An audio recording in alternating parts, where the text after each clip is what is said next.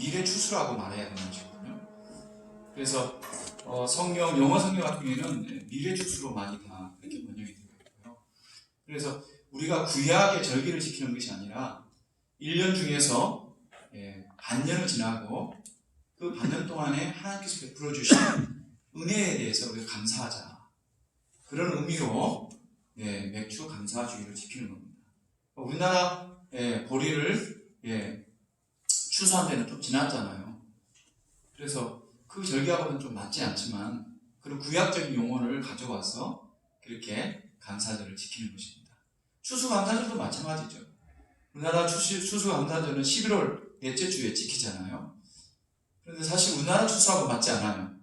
그것도 미국의 그 추수감사절을 우리가 본다 와서 또 1년을 마무리하면서 하나님 앞에 감사를 드리자. 그런 의미로 지키는 것입니다. 찬송가에 보면 하늘을 두루마리 삼고 바다를 먹물 삼아도 하나님의 은혜를 다 기록을 할 수 없다. 이런 가사의 찬송이 있잖아요. 저는 그 찬송을 부를 때마다 그렇지. 하나님 나에게 베푸신 은혜가 얼마나 많은가.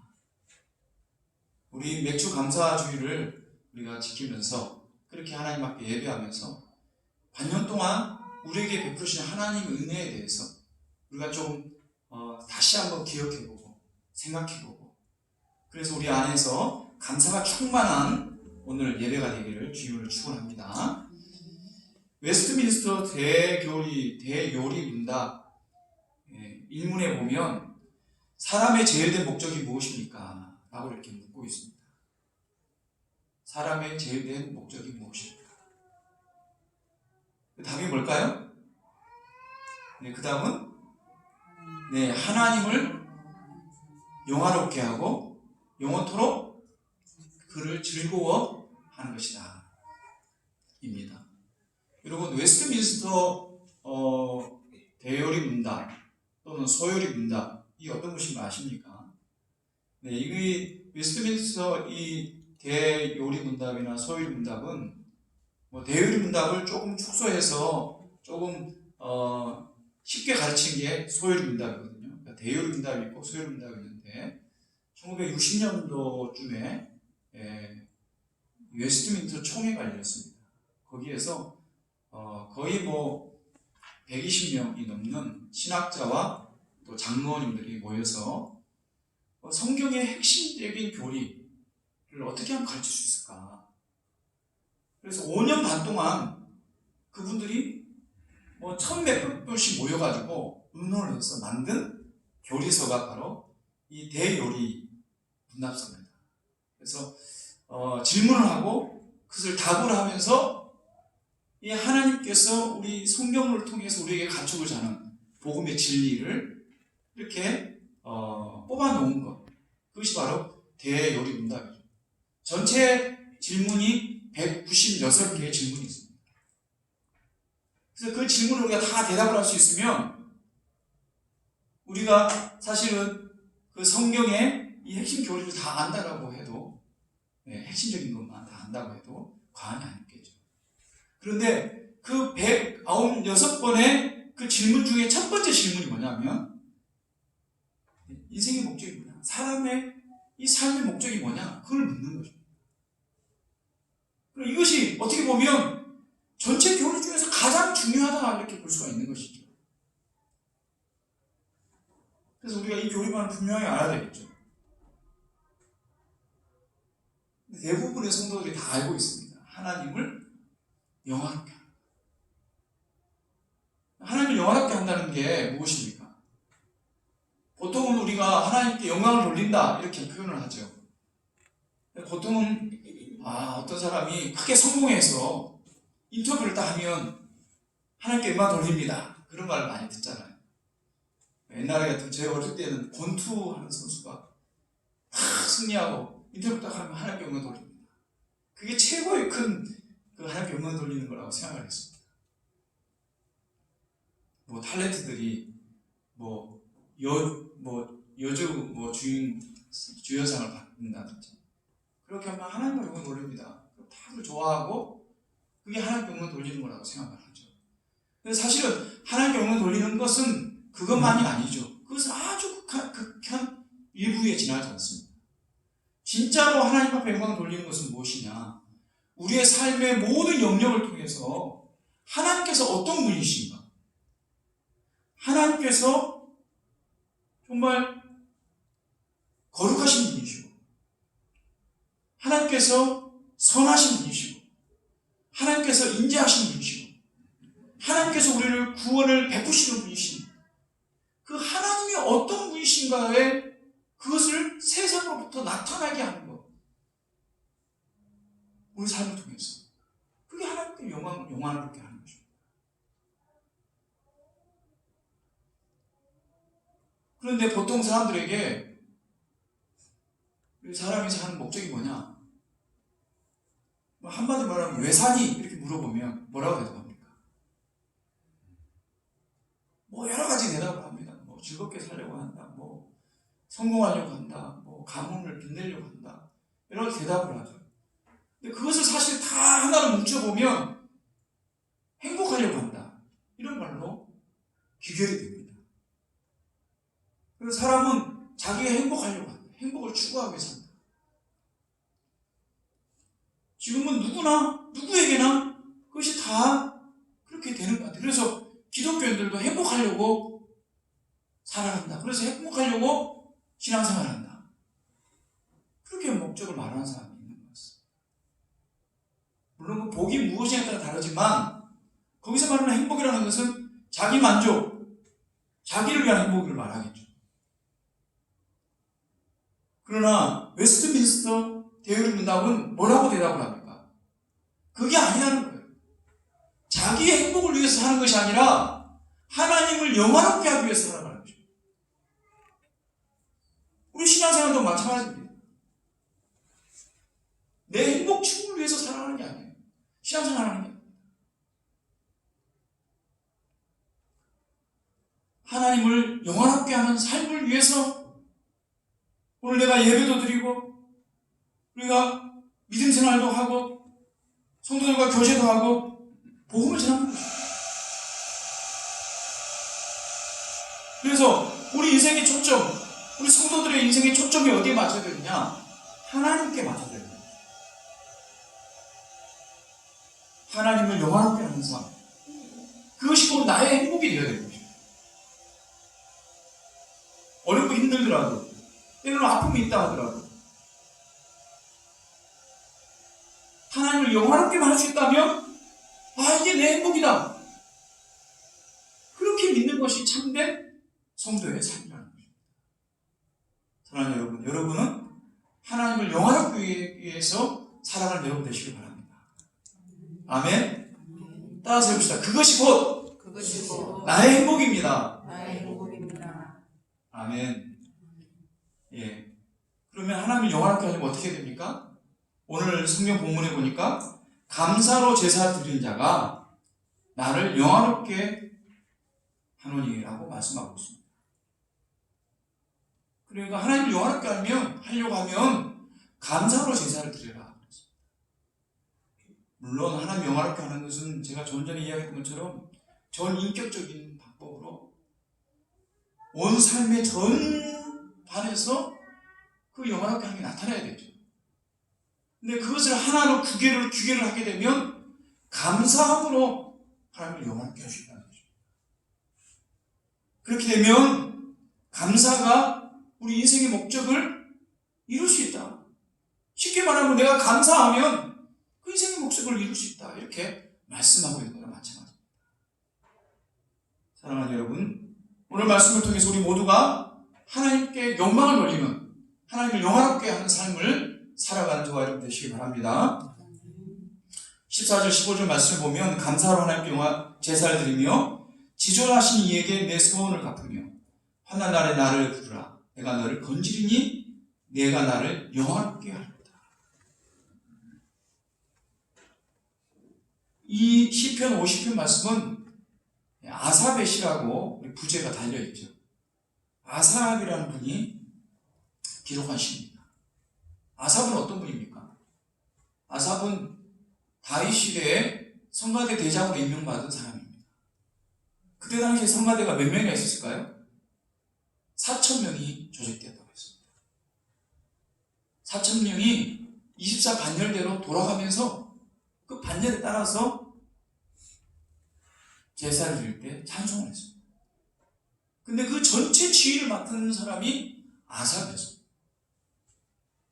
여러분 알다시피 다윗이 하나님의 법궤를, 하나님의 언약궤를 예루살렘으로 가져올 때, 그래서 그것을 안치하고 제사를 드릴 때 찬양으로 영광 돌렸던 분이 바로 이 아삽이랍니다. 그가 지휘를 받고 온갖 악기를 동원해서 하나님께 영광을 돌렸습니다. 뿐만 아니라 다윗의 아들이죠, 솔로몬 왕이 성전을 다 완공한 낙성식으로 하나님 앞에 엄청난 제물을 드렸죠. 그때 찬양으로 하나님 앞에 영광을 돌렸던 사람이 누구냐? 바로 아삽. 아삽이 성가대 대원을 다 동원하고 제사장들을 다 동원해가지고 찬양을 드릴 때 그 성전에 구름이 가득하고 하나님의 영광이 가득 찼습니다. 솔로몬이 수많은 제물을 드린 것도 감사한 거죠. 그것도 하나님께서 기뻐하신 거겠죠. 그때 하나님의 영광이 가득 차지 않았어요. 그 이후에 찬양으로 하나님 앞에 영광을 돌릴 때 그때 하나님의 영광이 가득 찼다고 성경이 기록하고 있습니다. 그러니까 이 아삽이야말로 하나님 앞에 찬양을 돌리는, 그래서 하나님의 영광이 가득한 것을 피부로, 몸으로 체험한 사람이죠. 그래서 누구보다도 이 제사의 본질에 대해 잘 아는 사람이 아삽이었어요. 그가 오늘 이 시편을 지었는데 이 시편 안에 뭐라고 고백을 하고 있습니까? 감사로 하나님께 제사드립니다. 이것이 제사의 본질이다 하는 것이죠. 그래서 감사로 제사를 드리라고 선포하고 있는 것이죠. 사실 하나님께서 제사 제도를 만드시고 이스라엘 백성들에게 제사를 드리라고 그렇게 명령했죠. 근데 그 제사의 내용이 뭡니까? 그것은 흠없는 제물을 하나님 앞에 바치는 것이 제사였습니다. 소나 양이나 염소 같은 제물을 드리는 것, 그것 제사죠. 하나님 그것을 기뻐했습니다. 그래서 흠없는 제물의 피를 받으시고 백성들을 용서하시고 용납하시고, 그래서 백성들과 함께 하시는 것을 기뻐하신 거죠. 그런데 하나님께서 그렇게 제사제도를 만드신 궁극적인 목적이 무엇입니까? 그것은 죄인된 백성들을 정결케 해서 하나님께서 그들과 함께 하시는 것, 임마누엘 하시는 것이 목적이셨습니다. 왜요? 하나님은 하나님의 백성들과 함께하고 교제하는 것을 원하시기 때문에 그렇죠. 그래서 제사제도를 세우신 겁니다. 이스라엘 백성들이 열심히 그래서 제사를 드렸습니다. 근데 언제부턴가 그 제사가 변질되기 시작합니다. 제사를 드리는데 하나님과 상관없는 제사를 드리는 거죠. 하나님과 교제하기 위해서 제사를 드리는 게 아닙니다. 자기의 죄를 씻고 하나님과 함께하기 위해서 제사를 드리는 게 아니에요.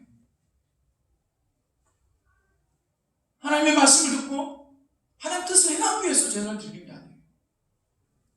자기가 복받기 위해서 제사를 드리는 거예요. 하나님의 심판을 피하기 위해서 제사를 드리는 거예요. 그리고 자기가 제사 드리다가 좀 부족하다 싶으면 우상에도 제사를 드리고, 이런 우상 저런 우상 만들어가지고 제사를 드립니다. 그래서 제사가 하나의 보험같이, 나는 제사 드렸으니까 나 이제 아무런 문제가 없어, 그렇게 제사를 드립니다. 그래서 하나님께서 이렇게 말씀하죠. 우리가 읽지 않았습니다만 8절 말씀 보면 나는 내 재물 때문에 너를 책망하지 아니하리니 내 번제가 항상 내 앞에 있음이로다. 무슨 말이죠? 너가 재물을 잘 드렸다. 너가 제사를 잘 드리고 있다. 너가 드리는 그 제사 때문에 너를 책망하는 것이 아니다.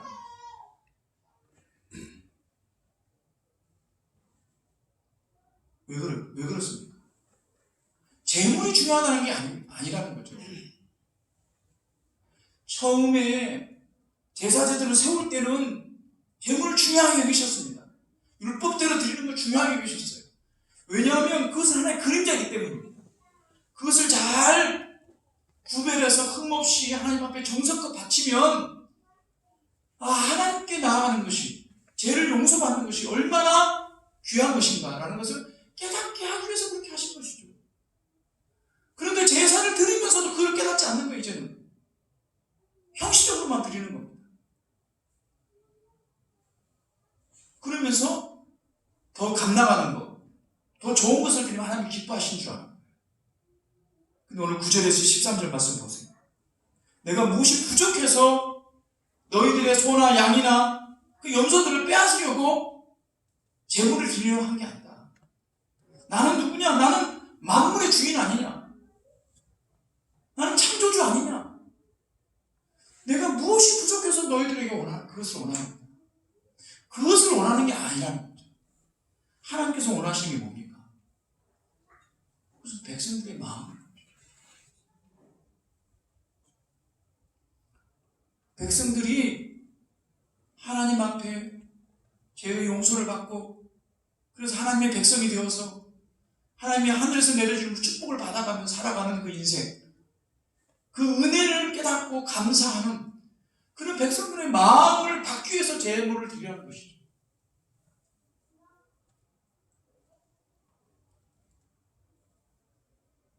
그래서 시편 100편에도 보면 감사함으로 그 문에 들어가며 찬송함으로 그 궁전에 들어가서 그에게 감사하며 그 이름을 송축하죠. 시편 147편에도 감사함으로 여호와께 노래하며 수금으로 하나님께 찬양하죠. 감사함으로 하나님 앞에 나아갈 때 하나님께서 그것을 기쁘시게 여겨요. 감사하는 사람이 재물을 마음대로 드리겠습니까? 하나님의 은혜를 아는 사람이 제사를 아무렇게나 드리겠습니까? 그렇지 않죠. 그래서 재물을 드리는 건 당연한 것인데 거기에 감사함이 있어야 합니다. 신약성경에도 마찬가지입니다. 아무것도 염려하지 말고 다만 모든 일에 기도와 간구로 너희 구할 것을 감사함으로 하는 게 아니라 무엇이든 너희가 아뢰라는 것입니다. 무엇이든지 아뢰라. 하지만 감사함을 아뢰라.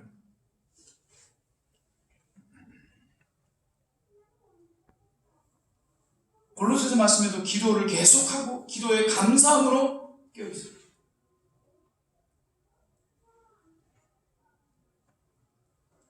참된 제사는 제물과 더불어서 감사의 향기가 올라가야 합니다. 감사의 향기가 온 성전에 가득 메울 때 하나님이 기뻐하시고 그 영광을 받으시는 것이죠. 믿음의 사람들은 감사의 사람들이었습니다. 많은 예가 있지만 다니엘은 우리가 예를 들 수 있죠. 다니엘은 페르시아의 총리가 되었습니다. 근데 주변에서 얼마나 시기 질투가 심한지 음모를 꾸며가지고 다니엘을 죽일 그런 계략을 짜죠. 그게 뭡니까? 다리오 왕에게만 절을 하고 다른 신들에게는 절을 하지 마라. 경배하지 마라. 그러면 사자굴에 쳐넣겠다. 이게 조서의 내용이죠. 그런 조서를 다니엘을 위해서 다니엘을 죽이려고 만든 것이죠. 그리고 다니엘은 어떻게 반응합니까? 다니엘 6장에 보면 다니엘이 이 조서에 왕의 도장이 찍힌 것을 알고도 자기 집에서 돌아가서 윗방에 올라가 예루살렘을 향한 창문을 열고 전에 하던 대로 하루 3번씩 무릎 꿇고 기도하며 그의 하나님께 감사하였더라. 무엇을 알았습니까? 왕이 도장을 찍은 것을 알았습니다. 어디에요? 사자굴에 쳐넣어서 죽이겠다고 하는 그 조서에 도장을 찍었습니다. 무슨 말입니까? 아, 내가 기도하면 사자굴에 던져 죽겠구나 라는 것을 알고도 기도했습니다. 기도하면서 뭐라고 했습니까? 여호와 하나님께 감사하더라.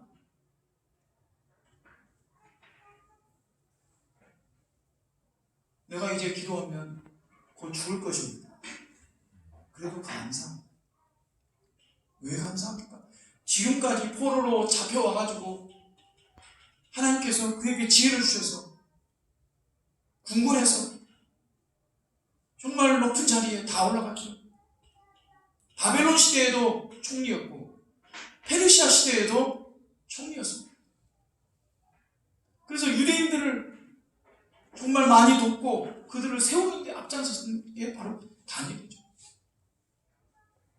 지금까지 함께 하셨던 하나님으로 그 은혜만으로도 감사하다는 겁니다. 그래서 지금 죽어도 감사할 수밖에 없는 것이죠.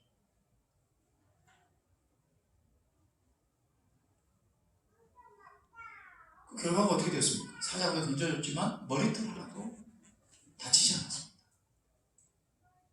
사도 바울도 마찬가지죠. 성령의 인도함을 따라서 유럽으로 전도하러 갔는데요. 유럽에 전도하러 간 그 첫 발을 디딘 빌립보 성에서 억울하게 잡혀서 죽도록 맞고 감옥에 갇혔습니다. 성령께서 가라고 해서 유럽에 건너왔는데 이 지경이 되었습니다. 그런데 어떻게 했습니까? 감사함으로 찬송했습니다.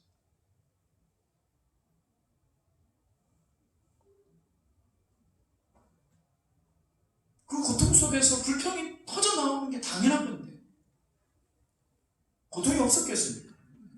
아픔이 없었겠습니까? 그런데 오히려 감사하고 찬송했더니 얽매였던 착고가 풀리고 옥문이 열리는 역사가 났습니다.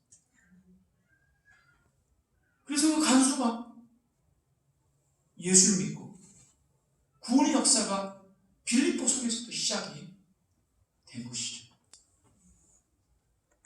감사할 때 하나님께서 기뻐하시는 겁니다. 감사할 때 하나님께 영광을 받으십니다. 감사할 때 여러분 하나님 역사가 우리 가운데 임할 줄로 믿습니다. 그래서 닫힌 문이 열리고 옥매였던 것들이 풀리고 새로운 하나님의 역사를 체험하는 그런 행복이 우리 가운데 주어질 줄로 믿습니다. 그렇다면 어떻게 하면 감사의 제사를 드릴 수가 있겠습니까? 첫 번째는 하나님을 하나님으로 인정하고 그렇게 하나님을 기록해야 됩니다.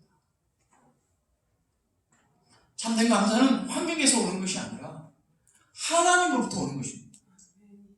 하나님과 관계에서부터 오는 거예요. 우리 감사 제목이 우리는 늘 무엇을 받았기 때문에 감사합니다. 뭐가 잘 풀려서 감사합니다. 그렇죠. 물론 그런 감사도 우리가 해야 됩니다. 근데 근본적인 감사는 뭡니까? 하나님께서 나를 사랑하시고 제가 하나님을 사랑하고 제가 하나님을 알고 하나님께서 저를 아시니 감사합니다. 하나님이 함께해 주셔서 감사합니다. 내가 아프지만 하나님께 찬송할 수 있어서 감사합니다.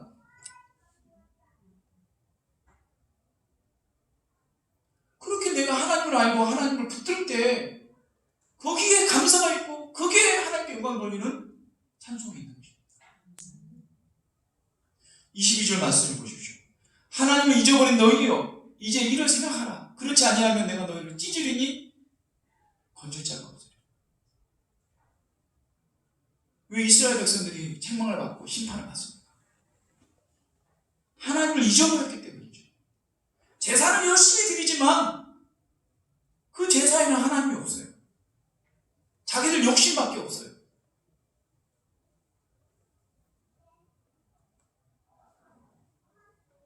여러분, 산이나 들에 가면 돌탑이 많이 세워져 있습니다.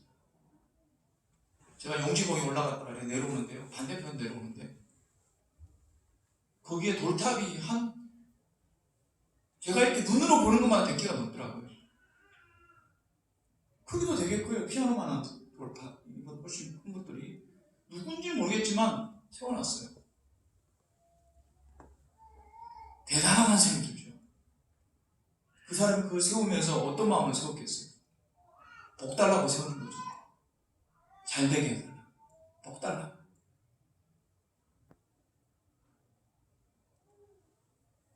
세상의 모든 사람들은 자기 복을 위해서 신을 믿습니다.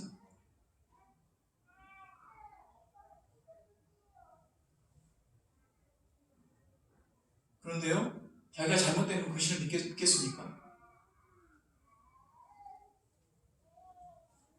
우상을 섬기는 사람들의 제일 목적이 뭡니까? 돈 잘 벌고, 건강하고, 잘 살고, 자녀들 잘 되는 거. 그 목적으로 우상을 섬기는 거죠. 근데 하나님을 믿는 사람들이 그 사람들과 똑같이 그렇게 만약에 하나님을 믿는다고 한다면 우상을 섬기면 똑같습니다. 그것은 하나님을 모르기 때문에 그런 것입니다. 21절 말씀 보면 내가 이 일을 행하여도 내가 잠잠하였더니 네가 나를 너와 같은 줄로 생각하였다. 네가 나를 너와 같은 줄로 생각하였다. 하나님을 어떻게 생각하냐면 나하고 똑같은 분으로 생각하는 거예요. 자기는 어떻게 생각합니까? 자기는 어떻게 행동합니까? 20절, 19절 그 앞에 말씀 보십시오. 악한 짓은 다 하면서 악한 짓은 다 하면서 제사 드리는 거예요. 그러면서 복을 달라고.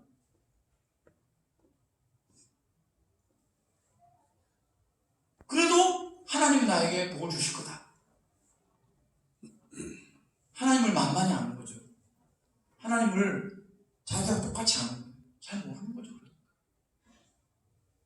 하나님을 잘못 알고 있으면 언제나 감사를 드릴 수가 없습니다. 그분이 어떤 분이신가? 그것을 알 때 우리가 온전한 감사를 하나님 앞에 드릴 수가 있을 것입니다. 하나님 여러분, 하나님에 대해서 알아야 됩니다. 하나님은 어떤 분이신가? 그분에서 끊임없이 묵상하고 배우고 그리고 정말 하나님을 체험해야 됩니다. 그러기 위해서 여러분 뭘 해야 되죠? 성경을 읽어야 됩니다. 성경을 배워야 됩니다. 그리고 하나님과의 개인적인 교제를 하야 됩니다. 기도해야 됩니다. 예배해야 됩니다. 그래서 하나님을 더욱더 알아가시는 저와 여러분 되시길 바랍니다. 또한 은혜에 합당한 삶을 살아야 합니다. 은혜에 합당한 삶. 하나님께서 우리를 구원해 주셨죠. 그 구원의 은혜에 합당한 삶을 어떻게 살아야 될까요? 그 은혜에 맞는 그 보답을 하는 것이죠. 우리가 보답을 해서 구원받는 건 절대 아닙니다. 착한 일을 하고 하나님 뜻대로 무엇인가 열심히 하고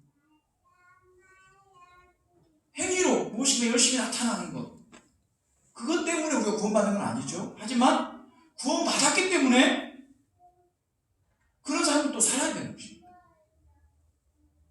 근데 우리가 보답 그러면 구약의 유대인들은, 이스라엘 백성들은 보답하면 무엇인가 하나님께 드리는 걸 자꾸 생각했습니다. 그래서 재물을 많이 드리면 하나님께 보답한다고 생각했어요. 그러니까 하나님께 보답하면 하나님께서 더 큰 복을 주신다고 생각했어요. 그러나 그것이 보답이 아니죠. 하나님은 만물의 주인이십니다. 하나님이 우리의 소유를 원하시는 것이 아니에요. 우리의 헌금이 필요해서 우리가 헌금하라, 예물을 드리라 이렇게 말하는 게 아니에요. 하나님 무엇이 부족해서 그걸 드리라고 이야기합니까? 아니죠. 헌금도 우리 자신들을 위해서 주신 것입니다. 전도도 마찬가지입니다. 우리 전도하는 것이 하나님 은혜에 보답해서 하는 것.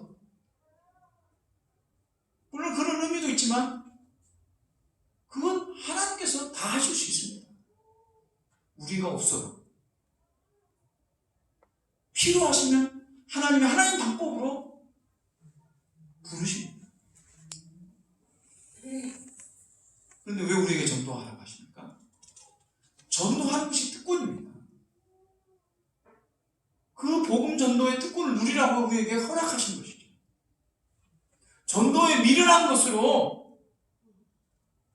하나님을 증거하라고 하신 것입니다. 예배도 마찬가지죠. 예배, 우리가 예배를 드리거나 안 드리거나 하나님께 무슨 손해가 됩니까? 우리가 예배를 안 드리면 하나님께 섭섭해 하십니까? 그렇지 않습니다. 우리가 하나님 앞에 와서 예배 드리는 것, 그것 자체가 우리의 특권인 것입니다. 그 특권을 우리가 누리는 것입니다. 그러니까 우리가 무엇을 드리는가? 정말 하나님이 원하시는 것은 뭐냐? 그것은 우리의 삶을, 우리의 마음을 하나님 앞에 드리는 것입니다. 그래서 오늘 14절 말씀 보면 감사로 하나님께 제사드리며 지존하신 이에게 내 소원을 갚으라 이렇게 말했습니다. 소원이라고 하는 것은 약속이죠. 감사의 제사가 약속을 갚은 것으로 나타나야 된다고 말씀하고 있는 것이죠. 그러니까 하나님 앞에 우리가 은혜 받고 감사합니다. 주님 뜻 가운데 살겠습니다. 주님 말씀대로 순종하겠습니다. 그렇게 하면요, 그 말씀대로 살아가기 위해서 헌신하고 섬기고 노력하는 것입니다. 그래서 우리 삶을 통해서 하나님이 살아계시구나, 그것을 나타내어줘야 되는 것이죠. 그런데 교회 밖에만 나가면 은혜 받았다고 하면서 안 믿는 사람과 똑같이 행동하게 되면 어떻게 되겠습니까? 어제 저녁에도 SBS 뉴스 보면서 깜짝 놀랐습니다. 서울에 있는 어떤 교회에서 패싸움이 일어나면서, 교회 안에서 패싸움이 일어나가지고 8명이 병원에 실려갔어요. 전기 충격기를 가지고 사람을 뒤지기도 하고. 교회 안에서요. 이거 얼마나 부끄럽습니까?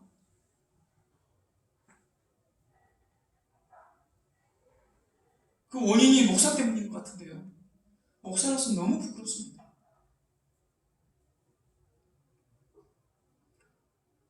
그걸 보는 사람들이 뭐라고 이야기하겠습니까? 저런 사람들이 다니는 교회를 내가 왜 나가? 그렇게 말하지 않겠습니까? 그 사람들이 아무리 교회를 크게 건축하고 아무리 홍보를 많이 했다 하더라도 하나님 기뻐하시겠습니까? 은혜에 걸맞는 삶을 살아가는 것, 그것이 하나님을 영광케 하는 거죠. 마지막으로 하나님을 온전히 신뢰하고 하나님을 의지하는 사람이 하나님을 영광케 합니다. 15절 말씀에 환난 날에 나를 부르라, 내가 너를 건지리니 내가 나를 영화롭게 하리라. 특별히 환난 날에 나를 부르라 그랬어요. 어려울 때, 고난당할 때일수록, 힘들 때일수록, 낙심할 때일수록, 상처를 받을 때일수록, 자존심이 상할 때일수록 하나님을 부르라는 거예요. 한번 돌아보세요, 여러분. 자존심이 상하면 제일 먼저 뭐부터 합니까?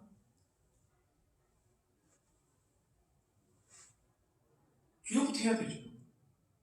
아이고, 하나님 죽겠습니다. 기분 나빠 죽겠습니다, 하나님. 어떻게 이럴 수가 있습니까, 하나님?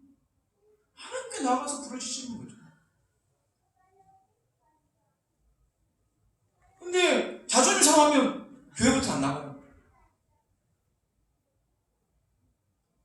상처받으면 상처 주는 사람 보지도 않아요. 낙심이 되면 예배도 안 드려요.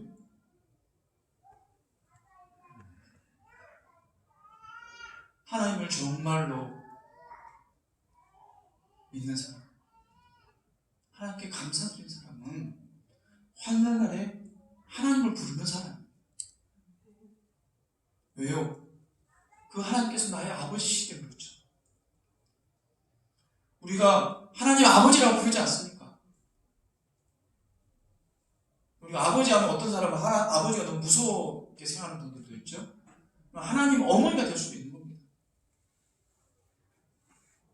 하나님은 언제든지 내가 달려갈 때 나를 받아주시고 나를 안아주시고 나를 품어주시는 분이 우리 하나님이십니다. 그 하나님을 부르는 것, 그것은 하나님을 의지하는 거죠. 하나님을 붙드는 거죠. 하나님을 붙들 때 여러분, 그것이 하나님을 영원하게 하는 거죠. 어떤 순간에도 여러분, 제가 쭉 이야기했습니다. 그런 순간이 닥칠 때 하나님 앞에 엎드시고 아버지 대신 하나님 앞에 나아가시고 하나님만을 의지하시는 여러분 되시기를 주님으로 축원합니다. 지난 6개월